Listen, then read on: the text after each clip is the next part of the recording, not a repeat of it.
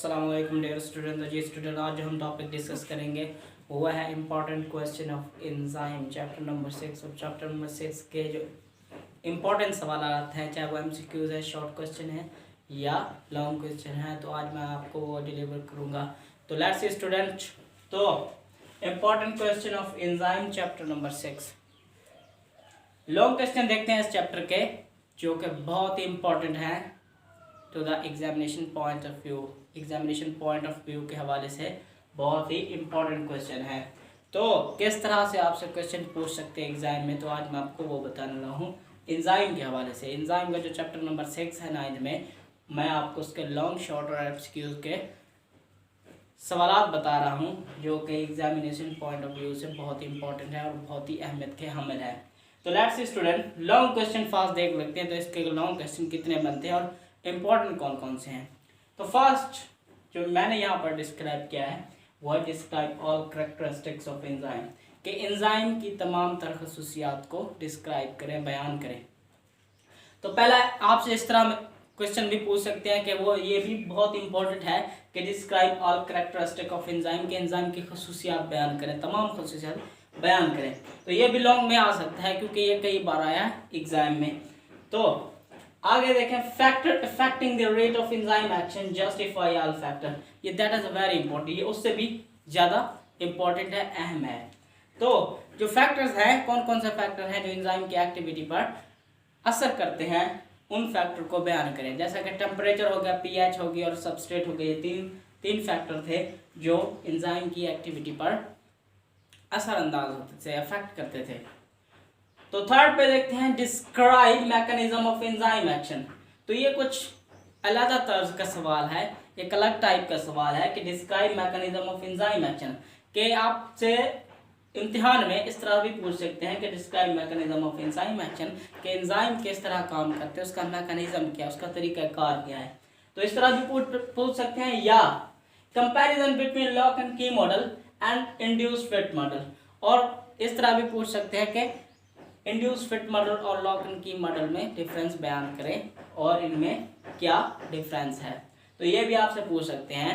तो ये कुछ अलग टाइप है, लेकिन यहाँ पर जब आपसे मैकेनिज्म पूछे, मैकेनिज्म ऑफ एंजाइम एक्शन, के एंजाइम के काम करने का तरीका क्या है, इसका मैकेनिज्म क्या है, तो आपने क्या यहाँ पर लिखना है, लॉक एंड की मॉडल भी डिस्क्राइब करना है और इंड्यूस फिट मॉडल भी डिस्क्राइब करना है, और इसी के साथ बताना है कि एंजाइम कैसे काम करते हैं। इंड्यूस फिट मॉडल को भी यहाँ पर जस्टिफाई करना है, डिस्क्राइब करना है, और उसके साथ इंड्यूस फिट मॉडल और उसके साथ लॉक एंड की मॉडल को भी डिस्क्राइब कर देना है इन द एग्जाम। तो वो भी मैकेनिज्म ऑफ एंजाइम एक्शन में आता है। तो जब भी आपसे पूछेगा मैकेनिज्म ऑफ एंजाइम एक्शन को बयान करें, तो आपने क्या करना है, मैकेनिज्म ऑफ एंजाइम एक्शन की डेफिनेशन थोड़ी सी एक्सप्लेन करनी है, और उसके बाद क्या करना है कि लॉक एंड की मॉडल और उसके बाद इंड्यूस फिट मॉडल को बयान करने देना है। अगर ऐसा है कि comparison between lock and key model, तो आपने simply lock and key model को डिस्क्राइब कर देना है। तो ये कुछ अलग टाइप का सवाल है, that is a very important to the examination of point of view.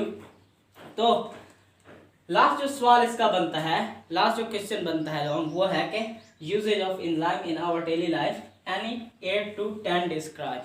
वो कह सकते हैं 8 से 10 या 5 से 6 या 4 से 5 जो इस्तेमालात हैं एंजाइम के हमारी रोज़मर्रा ज़िंदगी में, वो बयान करें। ये ज़्यादा इम्पोर्टेंट नहीं है, लेकिन कभी कभार आ जाता है। तो ये हो गया लॉन्ग क्वेश्चन। फर्स्ट हमने बनाया कि describe all characters of enzyme, enzyme की तमाम तरह से बयान करें। दूसरा का factor affecting the rate of enzyme action, justify all factors. तो थर्ड पे जो हमने बहुत इंपॉर्टेंट मैंने आपको सवाल बताया वो क्या, describe mechanism of enzyme action. आपने किसी हालत में इस सवाल को नहीं छोड़ना, तो आपने इसको लाजमी करना, describe mechanism of enzyme action और comparison between lock and key model and induced fit model. और लास्ट में हमने पढ़ा कि uses of enzyme in our daily life, and 8 to 10 describe, के 8 से 10 को डिस्क्राइब करें। तो ये होगा लॉन्ग क्वेश्चन। तो आगे मैं आपको शॉर्ट क्वेश्चन और एमसीक्यूज बता रहा हूँ, जो कि बहुत इंपॉर्टेंट है, और एमसीक्यूज भी इसी में से आएंगे और शॉर्ट क्वेश्चन भी इसी में से हैं। तो लेट्स स्टूडेंट, मैं आपको बता रहा हूँ short and MCQs, short question और एमसीक्यूज मैं आपको बता रहा हूँ। हमने यहाँ पर कुछ शॉर्ट में भी एमसीक्यूज हैं और एमसीक्यूज में भी शॉर्ट है यहाँ पर। तो फर्स्ट जो मैंने यहाँ पर बनाया, right 3 to 5 characteristic of enzyme, के 3 से 5 कैरेक्टरिस्टिक्स लिखें एंजाइम की। तो ये भी आ सकता है क्वेश्चन ऐसा शॉर्ट में। तो दूसरा के right any 2 uses of enzyme, के एंजाइम के 2 इस्तेमाल आप लिखें। इस तरह भी आ सकता है short question, define cofactors, cofactors क्या होते हैं। तो ये भी बहुत ही इंपॉर्टेंट क्वेश्चन है कि कोफैक्टर क्या होते हैं। तो मैं आपको बता रहा हूँ कोफैक्टर क्या होते हैं, कि कुछ एंजाइम जो है ना दूसरी प्रोटीन यूज करते हैं, नॉन प्रोटीन यूज करते हैं, नॉन प्रोटीन फैक्टर यूज करते हैं अपने रिएक्शन या अपनी एक्टिविटी को चलाने के लिए। तो हम उस नॉन प्रोटीन फैक्टर को क्या कहते हैं कि वो कोफैक्टर्स हैं। तो ये हो गया कोफैक्टर, यानी नॉन प्रोटीन फैक्टर्स हमेशा कोफैक्टर कहलाते हैं जो कि एंजाइम के काम आते हैं। तो आगे क्या है, define active site, that is very important कि एक्टिव साइट क्या होती है। कि हमने पढ़ा था कि एंजाइम है, इस तरह का हमने पढ़ा था कि ये एंजाइम है, ये एंजाइम है, और यहां पर जो सबस्ट्रेट इसमें फिक्स आएंगे, इस चीज को हमने एक्टिव साइट का नाम दिया था। और हम इस चीज को यूं भी बैन करते हैं, active site for substrate. So space for fixing of substrate is known as the active site. तो यहाँ पर कोई भी मॉलिक्यूल जो इस पर असरअंदाज करता है एंजाइम पर, वो जब यहाँ पर फिट होगा इस जगह पर, तो हम इस चीज को एक्टिव साइट कहते हैं, क्योंकि एंजाइम हमेशा मॉलिक्यूल या फैक्टर को इस एक्टिव साइट से लेता है। तो ये इसकी होगी एक्टिव साइट।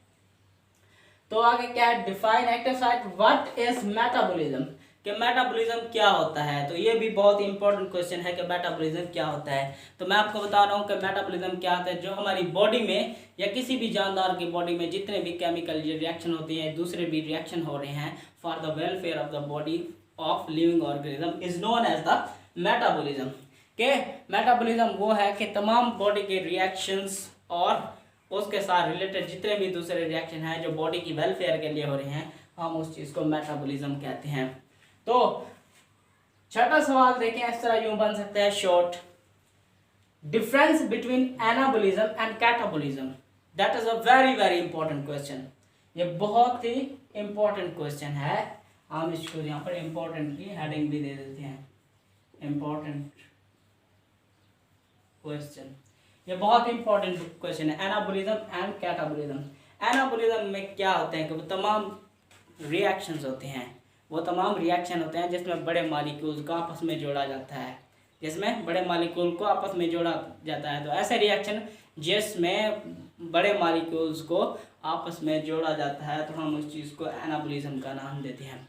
और कैटाबॉलिज्म क्या होते हैं कि ऐसे रिएक्शन जिनमें बड़े मॉलिक्यूल को तोड़ा जाता है, एक दूसरे से अलग किया जाता है, हम उस चीज़ को कैटाबॉलिज्म का नाम देते हैं। तो ये हो गया डिफरेंस एनाबॉलिज्म और कैटाबॉलिज्म का। एनाबॉलिज्म हो गया कि ऐसे केमिकल रिएक्शन जिसमें बड़े मॉलिक्यूल्स को आपस में जोड़ा जाता है, और कैटाबॉलिज्म में ये हो गया कि जिसमें बड़े मॉलिक्यूल को एक दूसरे से अलग किया जाता है या तोड़ा जाता है, तो हम उस चीज़ को कैटाबॉलिज्म का नाम देते हैं। तो नंबर 7 पे देखते हैं, define enzyme, that is a very important to the examination of point of view के एंजाइम को डिफाइन करें। एंजाइम क्या है, तो मैंने आपको पहले बताया था कि एंजाइम खुद प्रोटीन्स हैं, खुद क्या है, प्रोटीन्स हैं। तो एंजाइम बेसिकली क्या होगी, प्रोटीन्स हैं। तो इसकी भी डेफिनेशन ये है कि प्रोटीन्स हैं और ये केमिकल एक्टिविटीज सर अंजाम देते हैं और केमिकल रिएक्शन को स्पीड अप करते हैं। तो ये किसी भी रिएक्शन को चलाने के लिए मौसर साबित होते हैं, और ये खुद प्रोटीन्स हैं, और ये केमिकल रिएक्शन या किसी दूसरे रिएक्शंस को कैटलाइज करती हैं या तेज करती हैं। तो ये हो गया एंजाइम की डेफिनेशन कि enzymes are the proteins which proceed up and speed uply increase the rate of reaction. तो ये होगा एंजाइम की डेफिनेशन। तो आगे क्या होता है, डिफाइन सबस्ट्रेट, के सबस्ट्रेट क्या होता है। तो मैंने आपको पहले भी बताया था कि सबस्ट्रेट क्या होते हैं, कि ऐसे मॉलिक्यूल या पार्टिकल जो एंजाइम पर असरअंदाज होते हैं, एंजाइम को इफेक्ट करते हैं, हम उन्हें सबस्ट्रेट का नाम देते हैं।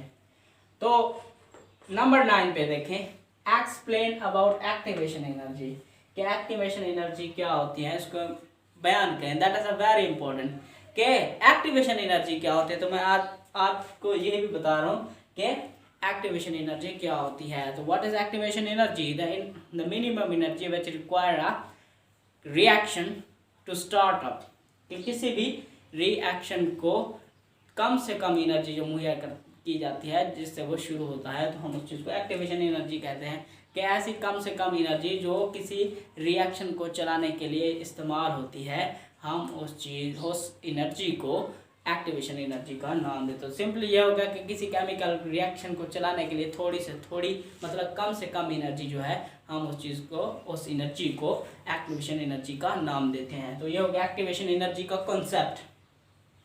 तो नंबर 10 पे देखते हैं difference between intracellular and extracellular enzyme.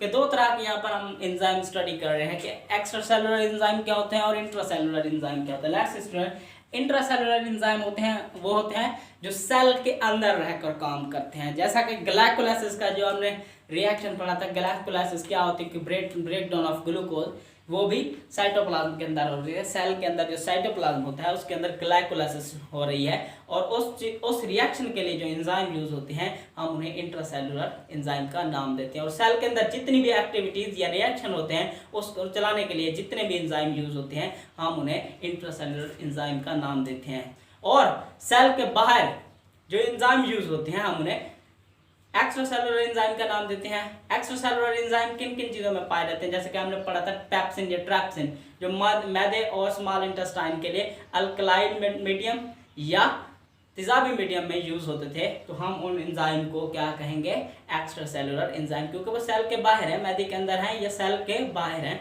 तो हम इन्हें एक्स्ट्रासेलुलर एंजाइम का नाम देते हैं। तो नंबर 11 पे देखते हैं define optimum temperature. That is very important कि ऑप्टिमम टेम्परेचर क्या होता है। कि हर एंजाइम के मखसूस टेम्परेचर होता है जिस पर वो तेजी से काम करते हैं, हम उस टेम्परेचर को ऑप्टिमम टेम्परेचर का नाम देते हैं। तो ये सिंपल डेफिनेशन होगी ऑप्टिमम टेम्परेचर की। तो how many enzyme are known, तो ये एमसीक्यूज है, that is very important MCQ.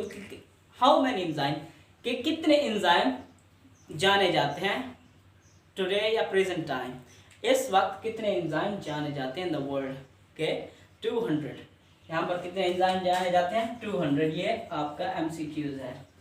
तो आगे मैं आपको बताऊं कि which protein from the structure of enzyme, कि एंजाइम का स्ट्रक्चर किस प्रोटीन से बना होता है। ये एमसीक्यूज भी है और शॉर्ट भी है। तो इन शॉर्ट पे एमसीक्यूज भी हैं और शॉर्ट भी हैं। तो कौन सी प्रोटीन एंजाइम का स्ट्रक्चर बनाती है, तो मैंने आपको बताया कि प्रोटीन, ग्लोबुलर प्रोटीन एंजाइम का स्ट्रक्चर बनाती है। तो एमसीक्यूज भी होगा और शॉर्ट क्वेश्चन भी होगा। तो लेट्स स्टूडेंट, आज का जो हमारा टॉपिक था वो important question of enzyme chapter number 6। तो मैंने आपको लॉन्ग और शॉर्ट एंड और क्वेश्चन का कॉन्सेप्ट दिया। तो let's student, if you like my lectures, तो don't forget to subscribe my channel and press bell for the new and latest videos. Okay guys, thank you.